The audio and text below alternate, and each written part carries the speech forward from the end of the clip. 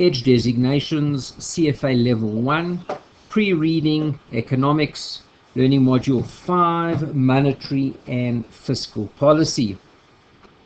This is the 5th out of 7 readings in the pre-readings for economics and is entitled monetary and fiscal policy. As per usual, what we do is we put the learning outcomes over there for you on the front page. Okay. And as you can see, this particular learning module number 5 is not an overly crazy one. It's a bit of a shorter one compared to what we've seen thus far. Let's get ourselves going straight away over the page. And as you see again, each and every time we do, we reproduce the learning outcome statements for you on each and every page of the notes, just to make sure that we do cover them in sufficient detail. Learning module 5, monetary and fiscal policy. And we start off over here, compare monetary and fiscal policy. Okay. First and foremost, what is monetary policy? Nice and simple. Okay. Monetary policy, okay, is government or central bank activities that goes, yes, it's directed towards influencing, okay, the quantity of money and credit within an economy. If that's monetary policy, what then is fiscal policy?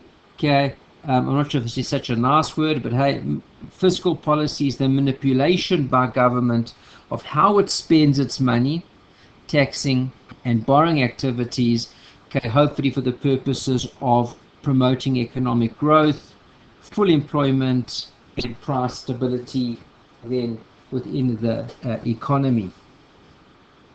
Okay.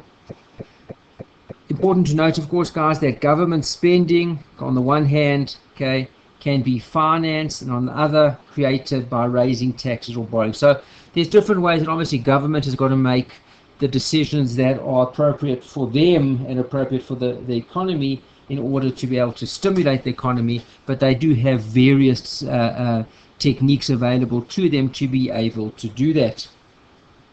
And we start off over here, okay, and we say what is a balanced budget first and foremost versus, of course, then what would be a budget deficit and surplus. We'll talk about all of these together.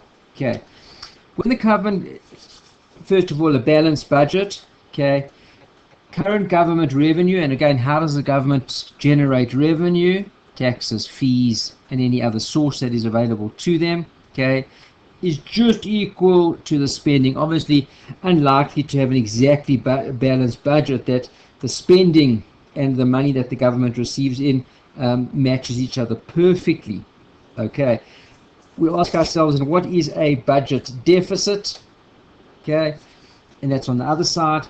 Government spending, okay, exceeds government revenue during a specific period, usually about a year. Okay, and then what is a budget surplus? Other way around, government spending is less than government revenue. Okay, and it's important to note that that's not necessarily a good or a bad thing. Okay, because just remember, with the budget surplus, okay, yes, the government may be sitting on excess funding, but the challenge is that necessarily a good thing? Should that money not have been spent in order to rather stimulate the economy? Okay, let's get ourselves going. Okay, we're going to be focusing on the purpose of what we call the Federal Reserve Bank. Okay, that's the fancy name for the Central Bank of America, and we'll look at the various tools that they've got available that they can use to control money supply and how they apply these particular tools. Okay, the Federal Reserve Bank in America is the central bank. It's a non-profit organization. Any earnings above expenses revert to the Treasury. Okay, what's the main purpose of the Federal Reserve? We're going to call them the Fed, as they are affectionately known. Is to control the money supply and the banking environment, okay, in such a manner that what? It promotes full employment, economic growth, and price stability. Okay, and having said all of that, the main function of the Federal Reserve System is then to carry out monetary policy. Of our page, okay, describe functions and definitions of money. Okay, let's start off. What is money? Okay, everybody would love to know, I'm sure.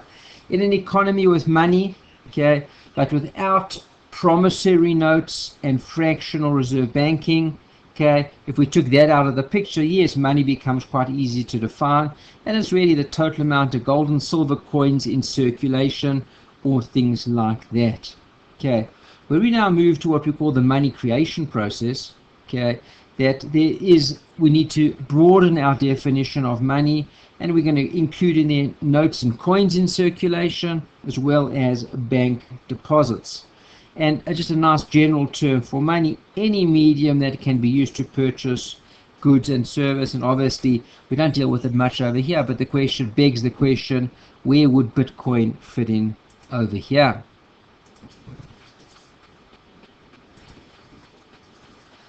Money is an asset that performs three basic functions. Number one, we treat it as a medium of exchange.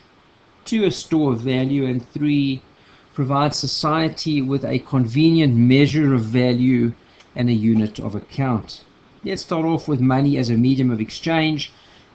It's an asset that's used to buy and sell goods and services. If there were no money, then we'd have to revert back to what we call a barter economy.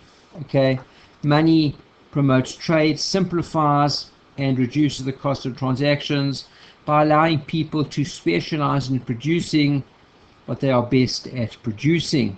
Okay, for money to act as this liberating medium of exchange, money will need certain qualities. What are some of the qualities that money possesses? It's readily acceptable, it's got a known value, it's easily divisible, got a high value relative to its weight, okay, and should be difficult to counterfeit. We have to ask the counterfeiters if we are doing necessarily a good job on that one. Number two, money as a store of value. Okay, it's an asset that allows people to transfer purchasing power from one period to the next. Okay, wealth or value can be stored in many forms. Okay, one of them, of course, is money. Okay, it's a liquid asset, can be easily and quickly converted to purchasing power without losing value. Okay, this of course is unlike things like bonds, okay, which may or may not be readily acceptable as a means of payments, and there are additional transaction costs that are involved in that process. Okay, money in general is a poor store of value, particularly as we can see in today's times when inflation is quite high. Okay, because interest earned on money balances generally will be less than that what you can earn on inflation. So it could well be that your money is in fact losing value as we go on. Money as a unit of account. Okay, money is a unit of measurement. Okay, to post prices and keep tracks of revenues and costs.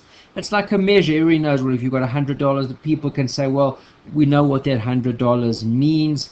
It allows us to allocate values, okay, or costs for comparative purposes. Okay, money in its role as a unit of account will drastically reduce the number of prices in an economy compared towards for example, a barter economy, which then requires us for prices to be established for goods in terms of not money, but now, let's say, for example, in a barter economy, you wanted to purchase a loaf of bread. Well, you'd have to say, well, a loaf of bread is probably worth 3 apples, or whatever the barter, whatever the exchange is in terms of goods. We look to define the money supply. Okay, economists have developed certain measures. We're going to focus on two of them: the M1 money supply, which is very narrow, and then a broader definition of money, which is called the M2 money supply. M1 money supply, okay, focuses on the function of money as a medium of exchange. Okay, M1 money supply consists of currency in circulation, notes and coins, and all transaction accounts, which we call checkable deposits. Two types of transactions accounts, guys. I know it does get a little bit detailed. Okay, demand deposits and other checkable deposits. Demand deposits are non-interest bearing deposits available for withdrawal at any time without any kind of restriction, and other checkable deposits are interest-bearing deposits that are available for withdrawal at any point in time, but there is some restriction on that. Okay, how would we define money? M1. M1 is notes and coins in circulation, plus transaction deposits, plus any kind of traveler's checks. And you can see it's a little bit older, of course. What goes into the M2 money supply? Okay, M2 is equal to what? M1, whatever was there, as well as money being used as a store of value.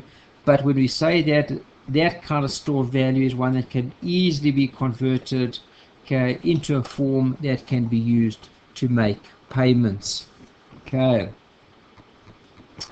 So M2 is equal to M1, it's inclusive of M1, plus savings deposits, plus time deposits at all the various depository institutions. Of course, then, because M2 includes M1, okay, the M2 money supply will, of course, exceed that of the M1 money supply. There we go. Okay, I'm not going to spend too much more time then on that. Okay, top of page 5, we look at credit cards versus money. Okay, purchasing on a credit card or on credit is not necessarily the same as money.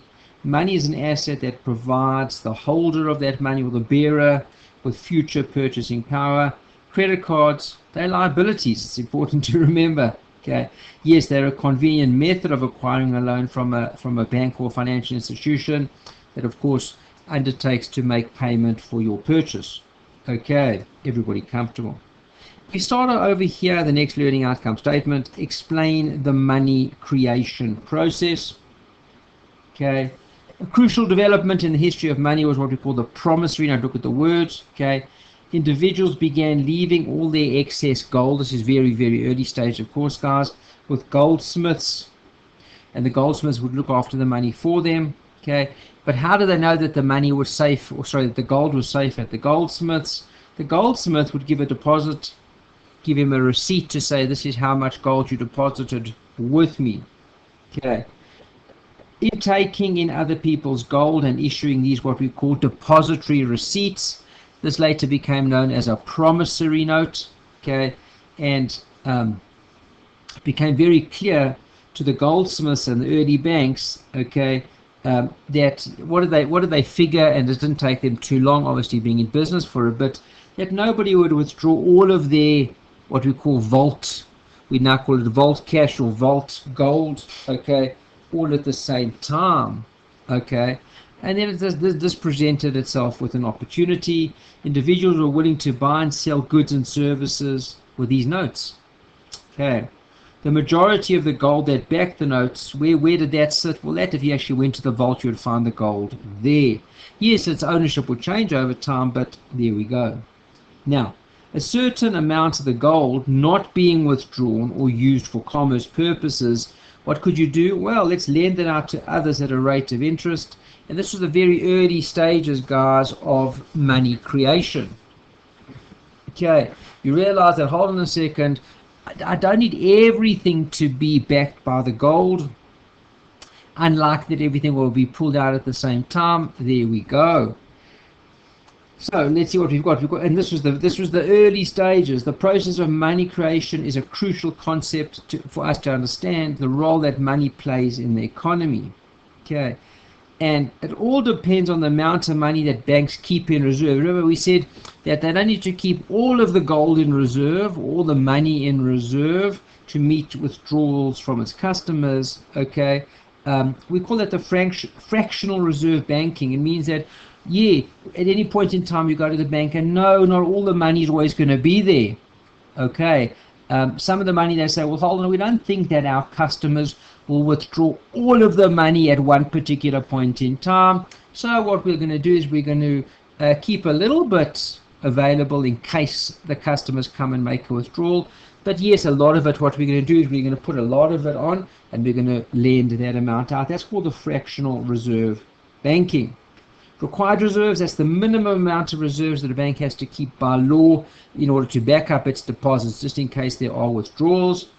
We've got what we call the required reserve ratio. Okay, it's a percentage of a specific liability, whatever the liability is to the bank. And remember, guys, a transaction account to the customer is an asset, but to the bank, it's a liability.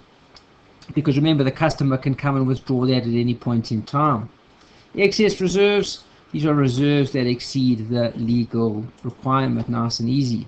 Top of page 6. Okay, how much money can be created, okay, via the system? We use this formula: new reserves over the reserve requirements. Okay, everyone comfortable with that? Okay, and then we say, hold on a second, because remember, again, whenever we get some kind of reserve in, what do we know about that? We know that that doesn't all needs to sit in the bank, and the bank can lend some of it out. How much? Well, that'll be dependent then upon the reserve requirement. Nice and easy. Okay, let's have a look at an example over here. Imagine the money supply consists of only $100 note. Belongs to a miner called Dan. Dan takes a $100 note to a bank that's just opened up for business and deposits it into a checking account. Now remember, guys, just an important thing, just to get the complete clarity over here. So Dan puts the money then into where? Gives it to the bank. Okay, here it's called a checking account. Yes, but now for Dan, remember, that's an asset. For the bank, it's a liability. Why is it a liability? Because it owes the money back to Dan at any point in time that Dan wishes to withdraw it. Okay. Let's say, for example, we've got a reserve ratio of 10%. The banking system says you've got to keep 10% of all amounts in reserve. Okay. Well, then how much money? Now, we just say, okay, hold on a second. Dan gave us $100. We've got to keep 10% or $10 in reserve. That would leave us $90 that we can use, that the bank can use. What do they do with it? Well, that $90 they lend to Jill, who wants to buy a coat. They keep $10 as a reserve. Okay.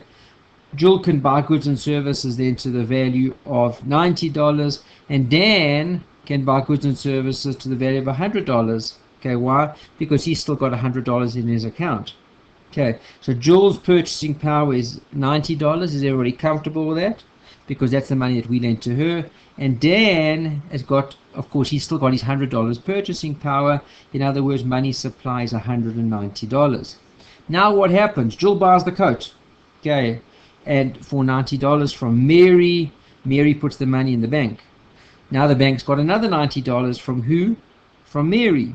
Okay, remember there's a 10% okay, reserve amount. So of the $90 given to Mary, given to the bank by Mary, they keep 10 and they have excess of 81, and so we go. So from the original $100 that was lent to the bank or given to the bank by Dan, which he can withdraw at any time, 90 of it went to Jill.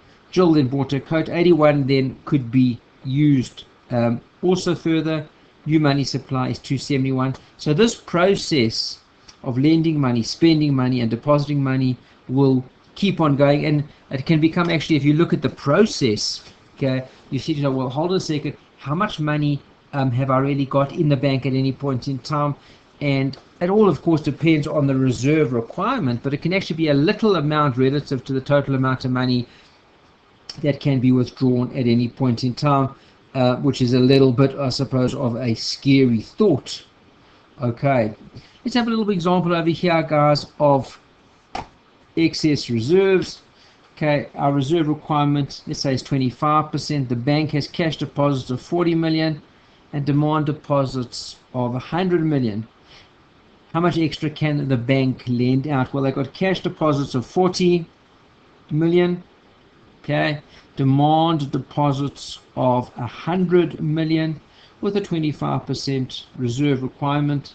Okay, and there is the, so that is the amount that they've got to keep on, keep, I suppose, as a kind of a reserve. What's left over when we take off how much cash they've got available is how much they have to keep, 15 million, so the bank can lend out the excess of the 15 million.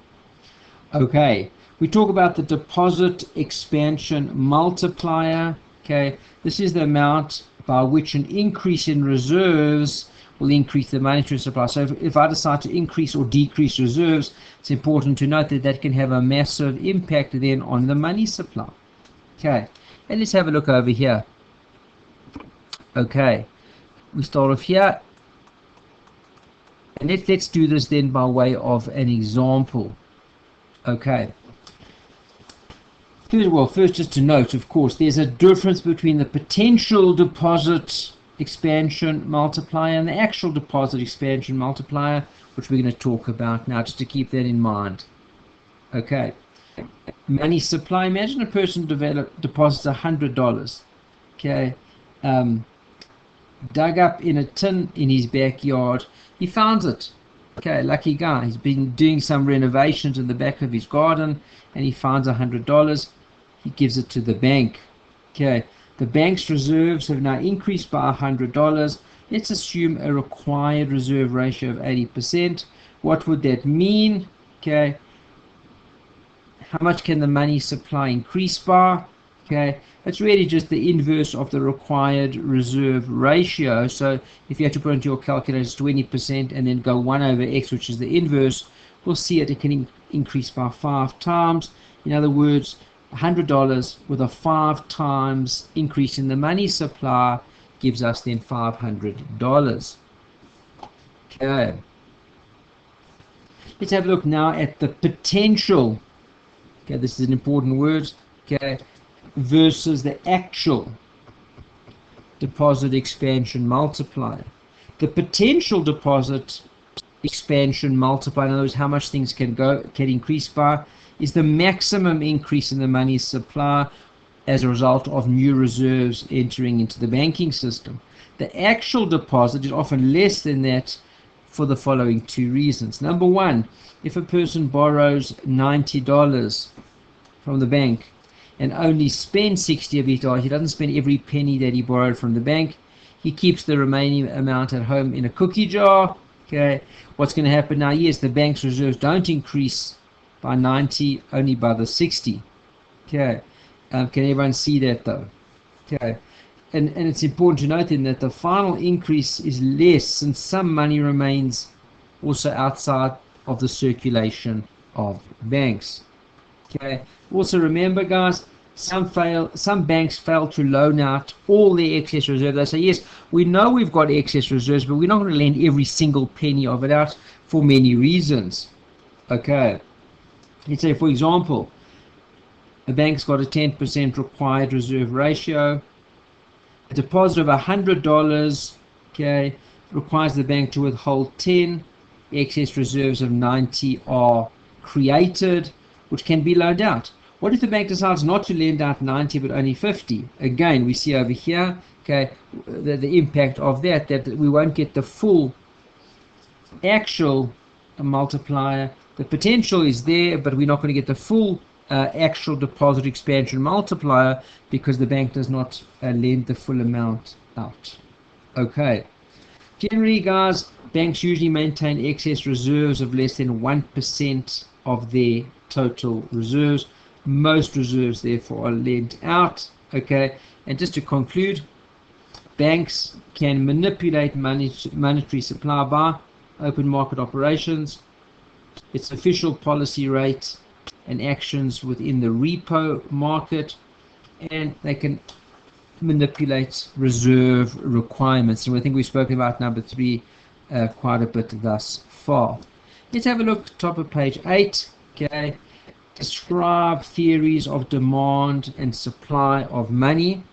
Number 1, the quantity theory of money. Okay, so we saw previously there's many different definitions of money. Okay, now we're going to look at the link between money and price level, and we can describe this relationship best, okay, by the quantity theory of money, okay, which tells us that total spending is proportional to the quantity of money. Let's have a look at the equation and see if we can work with that. M is money, that's the quantity of money, times V is the velocity of circulation of money. Okay, and what's velocity? That's the average number of times, okay, that any particular unit of currency changes hands. Is also equal to P times Y. P is the price level times the output. Okay, and just keep in mind that often P is referred to as the rate then of inflation. Okay, and what is this whole expression really telling us, guys? It's just accounting identity. Okay, it tells us that over a certain period, the amount of money used to purchase all goods and services in an economy, which is M times V, money times the amount of times that it changes hands, is equal to the monetary value of this output, P, which is the price level, often referred to as inflation, and Y is the output. Now, let's just assume that the velocity of money is constant, which we're making, and that's our assumption in quantity theory. Okay, if velocity of money, okay, the average number of times that money changes hands is constant, then P times Y will just be a proportion then of M. Okay, and what do we say? Okay, the quantity equation, we can also use that to explain what we call monetary neutrality. Okay, what is monetary neutrality?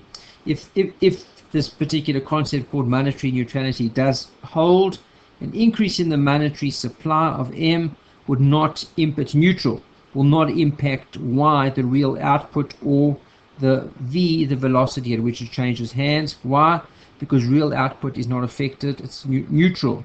Okay, and if that were so, there would be no need for money to change hands. You don't want to get the economy stimulated by changing money quickly, because it's not going to, the only thing it's going to do is going to cause prices to rise, nothing more than that. The simple quantity theory gave rise to an idea that the price level or the rate of inflation could now be controlled by what? The rate of growth of the monetary supply. If you can control the rate of growth in the monetary supply, well, then you've also got a good idea how to control price level stroke inflation. These guys are called monetarists, nice name for them, okay? And they say there's a causal relationship between money growth to inflation, okay? But it could in fact be that the relationship is not that way around, but the other way around. In other words, from real activity to the monetary supply. In other words, the quantity of money is determined by the level of economy, but not the other way around. So you can't really control it. If you just because you can control the money supply doesn't help you then at all. Okay. Let's have a quick look at an example of velocity of money. If an economy has a total money supply of 20 pounds, if this 20 pounds changes hands many times a year, let's say 40 times, that'll be its velocity. Okay, nominal GDP will be 40 times, which is the velocity, times 20, which is equal to 800 pounds. Okay, that's a nice little example for you there.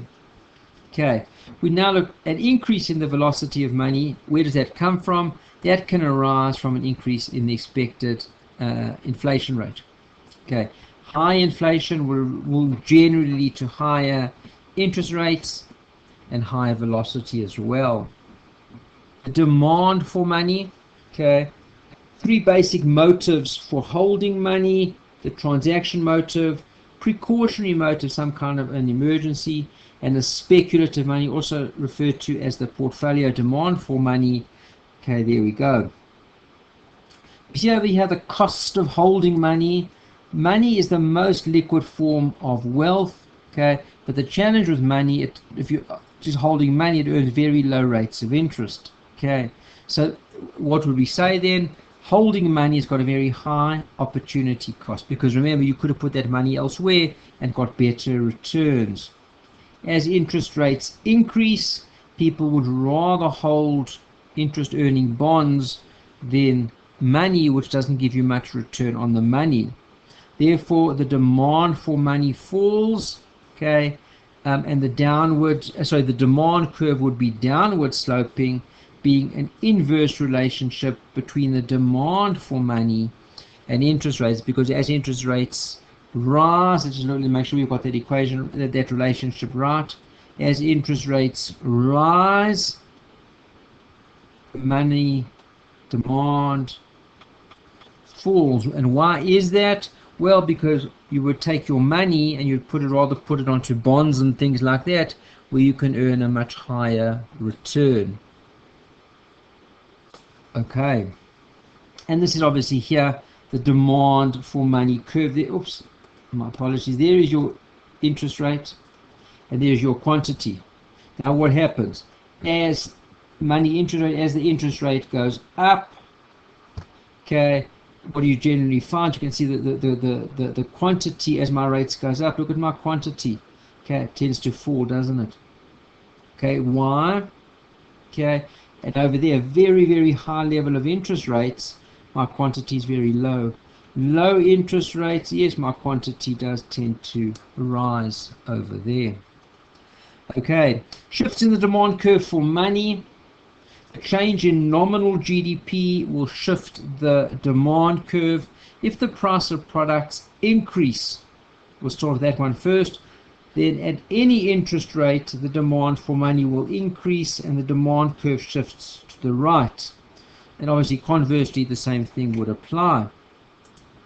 Okay, top of page 10, a change in the quantity of goods demanded. For example, if the quantity of the products demanded increases, okay, then at any interest rate we can have a demand shift curve then to the right. What about institutional factors? Okay, examples would include credit cards, short-term loans. Let's just say, for example, there's an increase in the use of credit cards. Well, if you're going to be using credit cards, there's less need for money. Then what will the demand curve do? It's going to shift not to the right but to the left. Short-term loans, another institutional factor. The precautionary demand for money will be reduced as short-term loans are more accessible. Less need for money because you can make use of short-term loans. Same story.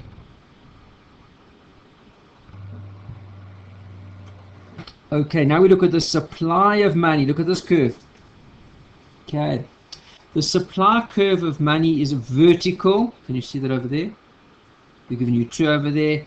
That it's totally unaffected by changes in the interest rate. Why? What's the assumption that we have to use for that? There's a fixed amount of money at any one time. It's not going to change. You can't all of a sudden just have more money because factors in the market change. Okay, and the supply of money isn't affected at all by what? By interest rates, and therefore those curves are straight down. They are vertical, as opposed to what we saw for the demand curves, the demand side of money. Okay, what would cause the supply to be changed? Okay, that'll be the monetary authorities may decide to do some changes, open market operations, changing in the discount rate, reserve requirements, etc. But actual interest rates would not have an impact on the monetary supply, and that's why we see that those particular curves, then those curves in fact are vertical curves, which makes sense, doesn't it? Okay, we then move down to equilibrium in the money market. Okay, remembering guys that what? There's my supply. Okay, there's my interest rates, there is my quantity of money. Okay, and look at my, of course, there's my demand curve. Okay, and let's just describe that to you.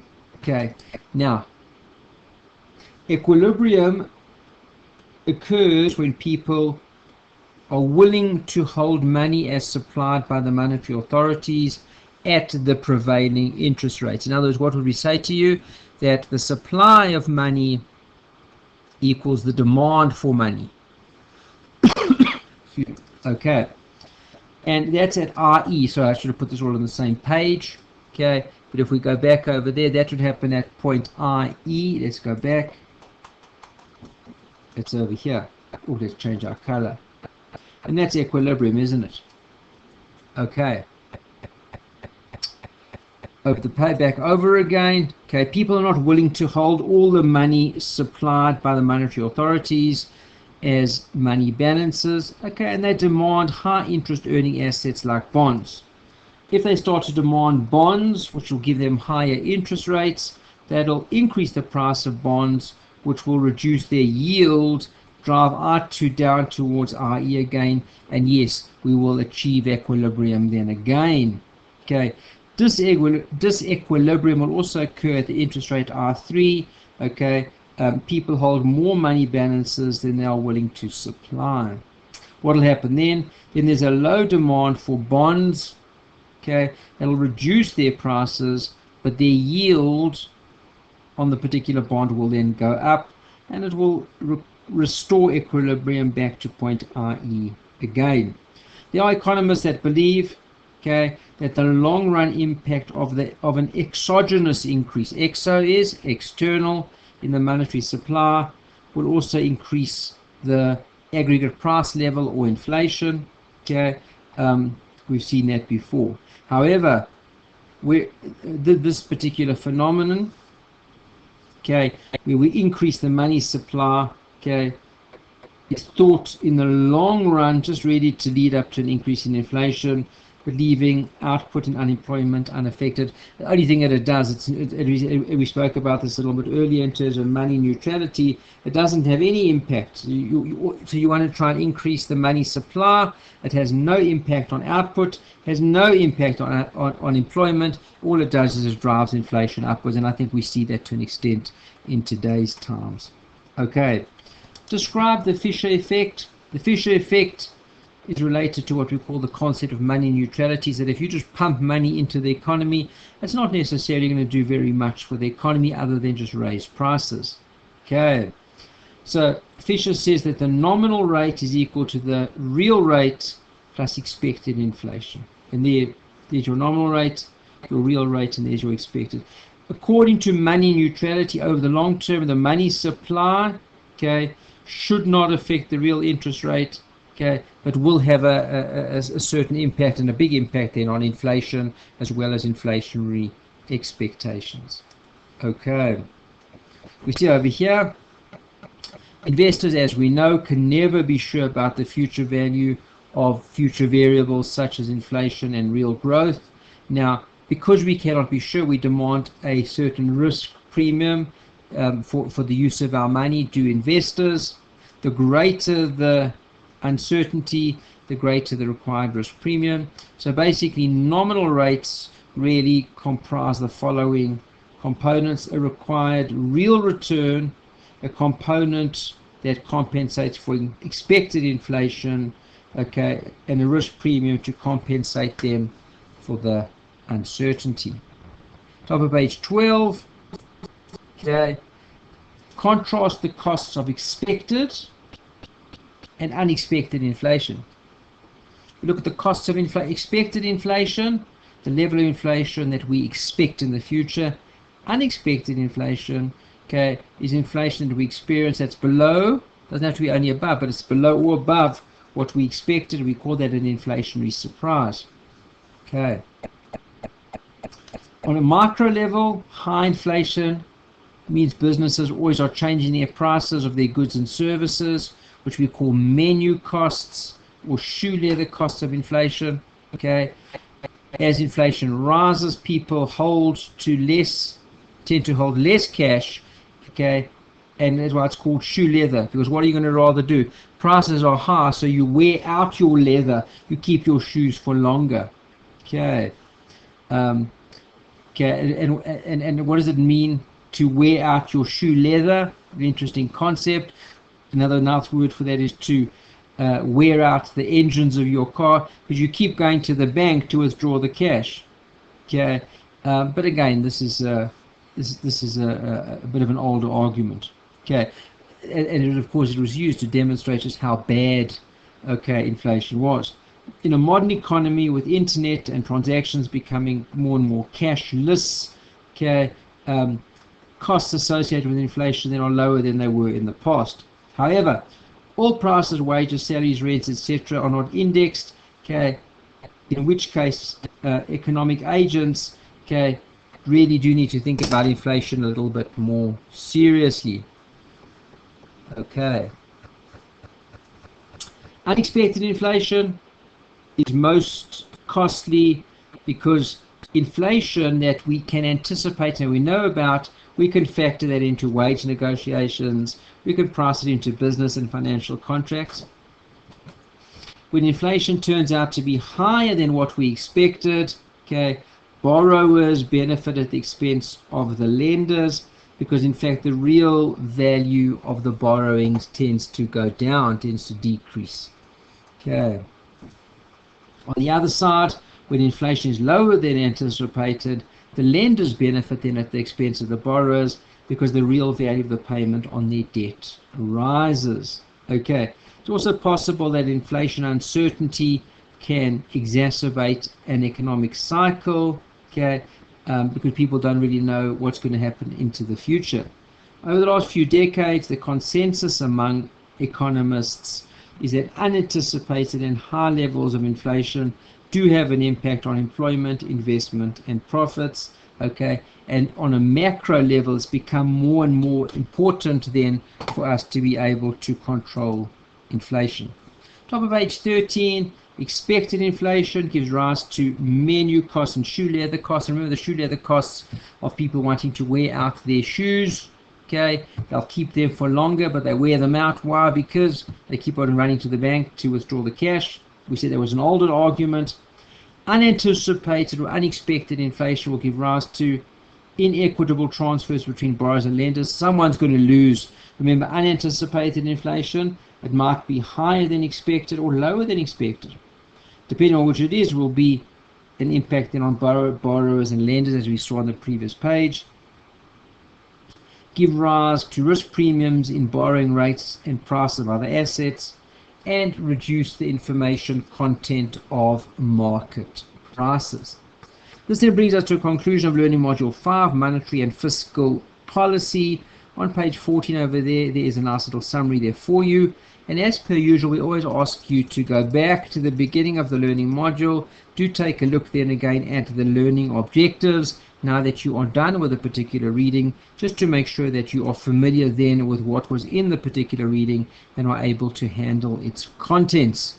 This brings us to a conclusion of Learning Module 5. We continue onwards with Learning Module 6 coming up.